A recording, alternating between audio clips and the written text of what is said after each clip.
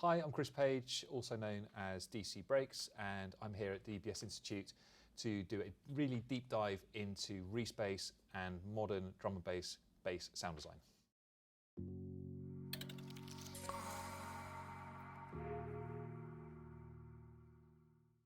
So yeah, one of the things that I think is kind of interesting to explore with this sound is like kind of that balance between, as we've seen, like clean, nice, warm sub like we had in that original respace sound, and kind of getting the balance between having that, which kind of sounds good on the dance floor, kind of that warmth that everyone loves in sub bass, versus the really gnarly kind of tearing, kind of but potentially more interesting textures that you get with like harmonics further up the scale. And so I think kind of finding like the real edge of that is kind of like where drum and bass sound design kind of sits. It's kind of getting things distorted, but not so they're too distorted. It's kind of exploring that balance a little bit. So one of the ways you can kind of do that is to layer up lots of different types of distortion and kind of just gently, so rather than using like one distortion plugin and kind of running your signal through that like 100%, kind of using lots of different types of distortion and just trying to kind of add in little bits, because they're kind of all affecting the harmonics in different ways, and kind of the relationship between those distortions then can also kind of give you some more interesting results. So there's also a few other creative kind of macros that I thought I'd kind of show you here as well. So let's just listen to this sound. I can't remember where we are volume-wise. Wait. Oops, let's come down an octave.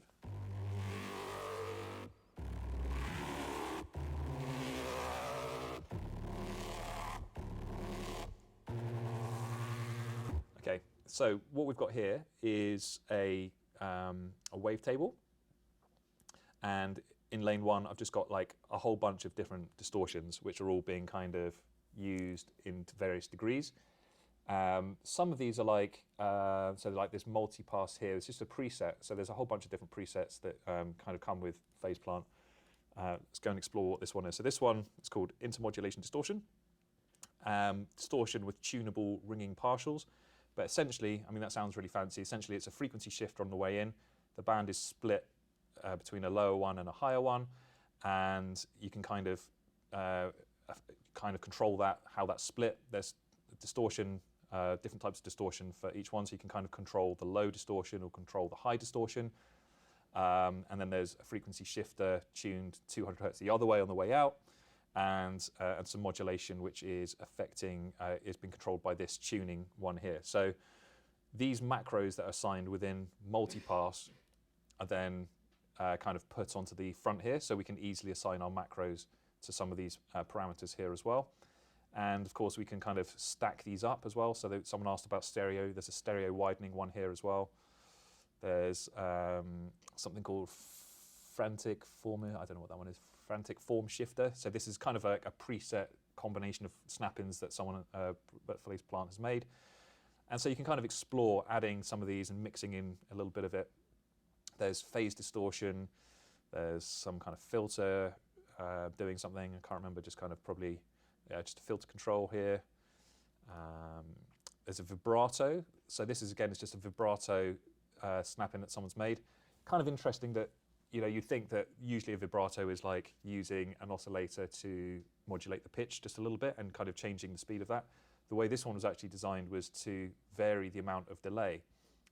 So again, going back to sound theory, if you shift a signal against another signal, you can kind of get constructive, deconstructive interference, but you can also change the pitch by making it slower or longer, as we saw as well. So the way that this one works is that you can control the rate of this oscillator. This oscillator is controlling the delay of that sample. So just to give you an idea of how that sounds. There we go.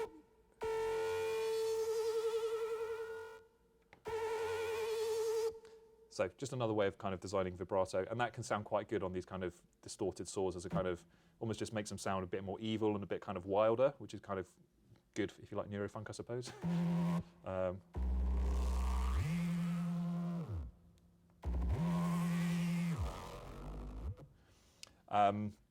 So yeah, so we've got macros controlling like the amount of fuzz. There's a comb filter one here, which is being controlled by this LFO here.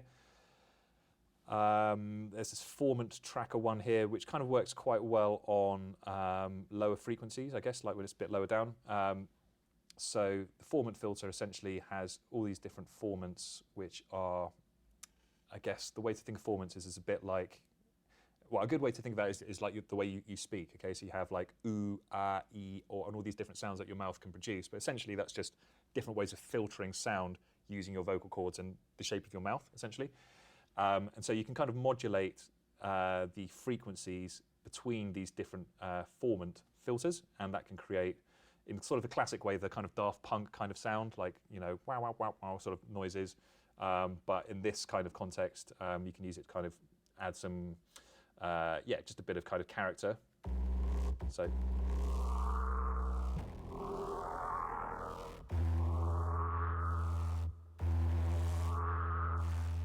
So this is moving around, and I'm just controlling the mix of that, again, using that same kind of trick I showed you before. So yeah, and then really it's just about kind of finding unusual combinations of these different things, perhaps, to kind of make really original sounds that no one's really made before. I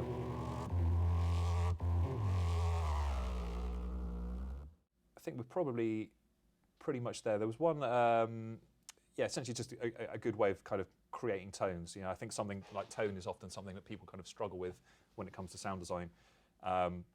Creating these really elaborate, convoluted ways of, you know, generating sounds and modulating sounds can help you find interesting tones and kind of experiment with that. I think that can be like quite a good workflow.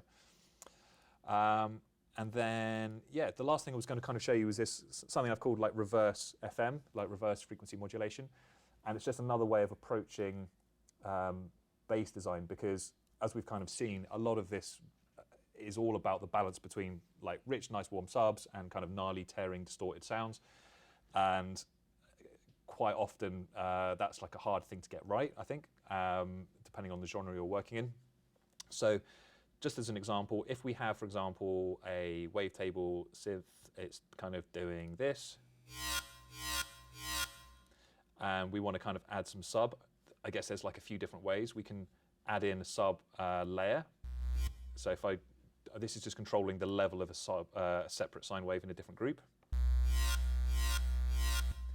So all that's really doing is it's taking that sound and it's chucking a sine wave underneath it, which is fine potentially, but it doesn't really match the movement of that wavetable, and it doesn't. It's very linear, and it's a bit, you know, it might be an issue from a mixing point of view, just kind of having that sub sitting there all the time, depending on the sound you're kind of working with. But that could be a valid way of doing it. Another way you could do it would be to mix in a sub or sine effectively within the same group, and then kind of modulate its volume using the same LFO that's controlling the wavetable. So this is going to then match the shape of this LFO effectively, and with that being the case, it's going to kind of give it the same gain profile, if you like, of kind of going up as this wavetable has. So you can see this kind of going up. So that's kind of a bit tighter to the movement that we've got in our sound there. And then the last way to do that is to kind of do this reverse frequency modulation. So normally with frequency modulation, you like to use a basic shape to give you more control, because if you start using crazy shapes, it gets really complicated and things can sound really messy very quickly. But in this case, I'm going to be using our wavetable such that, as you know, and obviously it's changing as it goes through the different frames, and that is dynamically going to be kind of encoding a sine wave onto itself, if that makes sense. So let me play it, and then you can maybe hear what's happening. So as I bring up this control, this is effectively just increasing the level, but the frequency of this wavetable is going to be effectively modulating the gain of this one. So it's almost more like amplitude modulation, actually. But so if I turn it all the way up, we can see actually still our distinctive sine wave pattern here that we had before, but it's kind of been encoded now, if you like, with all the rich harmonics from this wavetable, and that kind of creates a different sound. It sounds, it's adding bass, but not in a kind of really linear, obvious sub-sine kind of way, if that makes sense.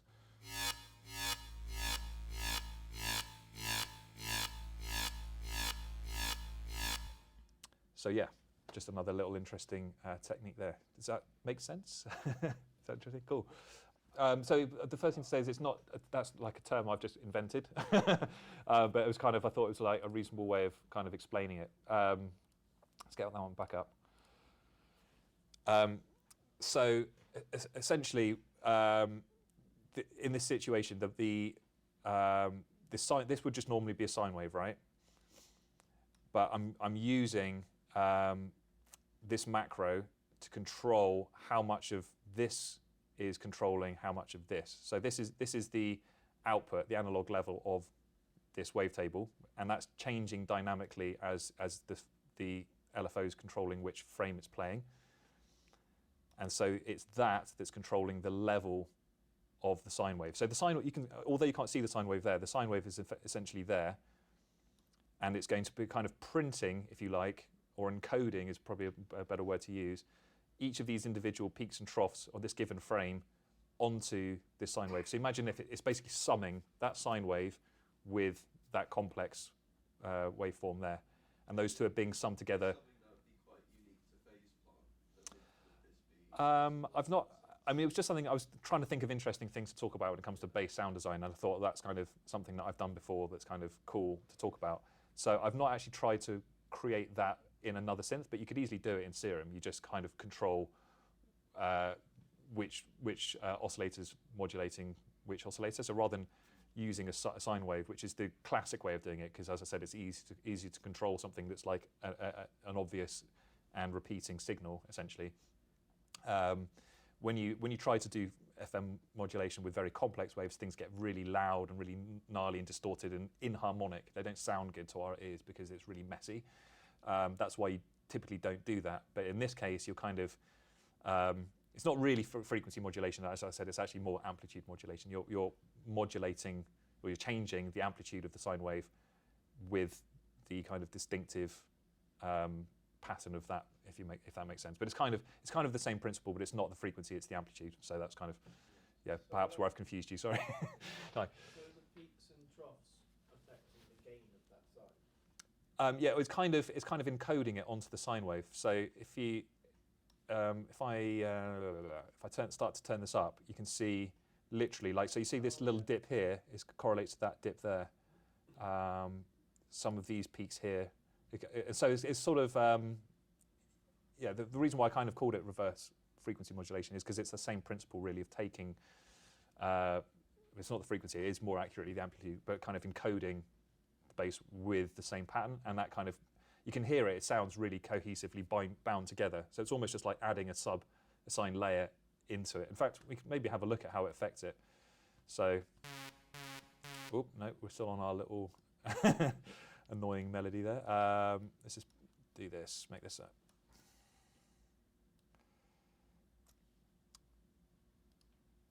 Okay. Oops, sorry, it's a bit loud, isn't it?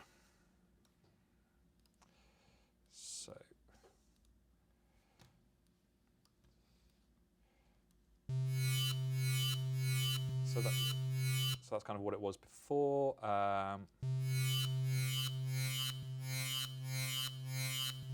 Sorry, it's a little bit high up. I'm going to drop that down an octave or two.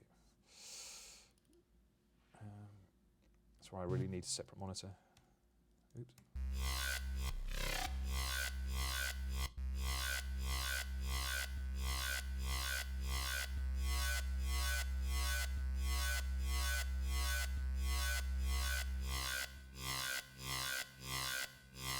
So at extreme levels, it's kind of almost mixing it out of it. But if you compare that to like one of these other models,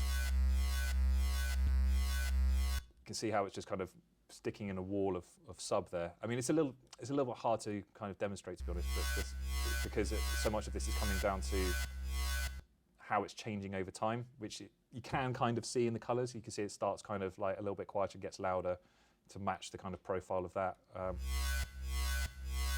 That's a bit clearer, actually.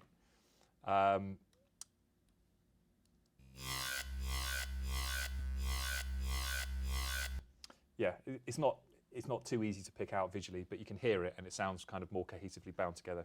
I guess that's sort of the point of that. I hope you enjoyed that session. If you want to see more videos like this, just head over to the DBS Institute YouTube channel now.